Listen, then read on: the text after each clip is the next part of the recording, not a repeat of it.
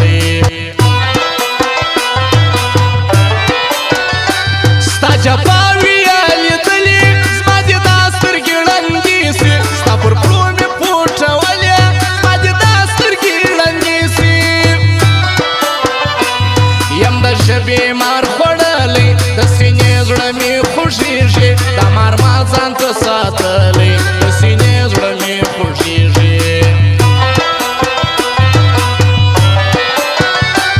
ناست یم غم پر ما راټول دی په غم راسه په غم ولاړ سې د رقیب زړه ښه راسوړ دی په غم راسه په غم ولاړ سې پس له مرګه بیا ښه ځوان سې زما د کامو پاته ګوره هم اتل هم قهرمان سې زما د کامو پاته ګوره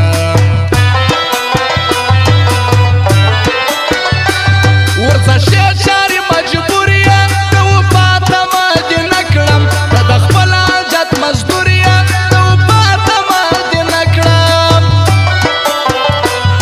امین وایه په دې دعا کې چې یاران مې وزیران سي خدای دې ما یوار باچا کړي چې یاران مې وزیران او خاص فرمایش د چاچي سالار دلاور افغان بیتلا صابري علي احمد و اسد باچا دغه فرمایش دی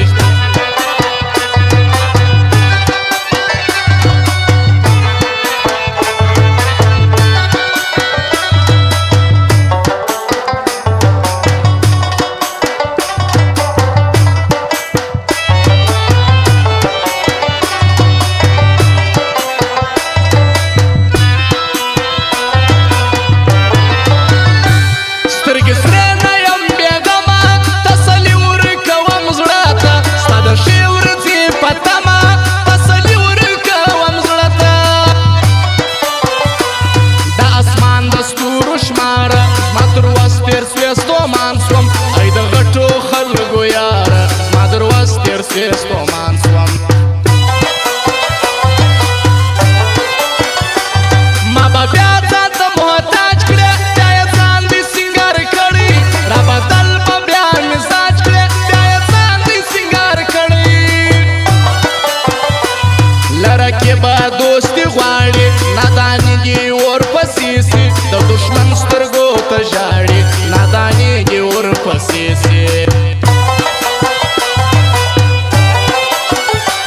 ځان ساتله بیا ارمانه خپل عزت به پکښې بایلې زه دې څه کوم جانانه خپل عزت به پکښې بایلې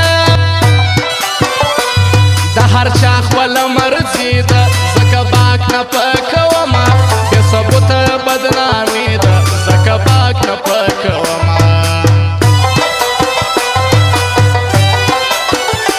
خپل زړګی به څوک در نه کړي چې حبیب ارمان یې مړ کړې شابشۍ به څوک در نه کړي چې حبیب ارمان یې مړ کړې د مننې حاجت نسته ستا یې خپله زما یې خپله د پوښتنې حاجت نسته ستا یې خپله زما یې خپله او فرمایش د رمضان پاو شیر زمان ځوان خاص دوی فرمایش دی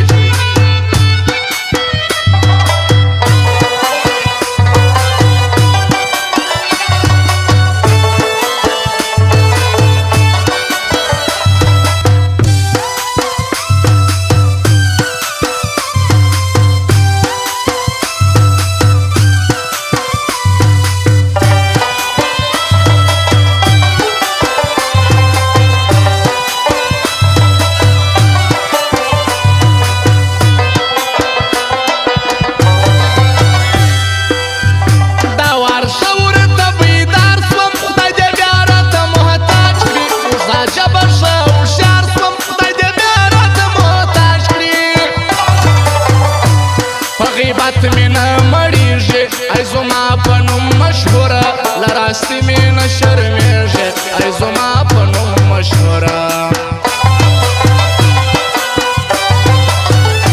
ستا دوستي زما مقصد ول کنې ښکلي بې حساب دي ستا یاري زما مقصد ول کنې ښکلي بې حساب دي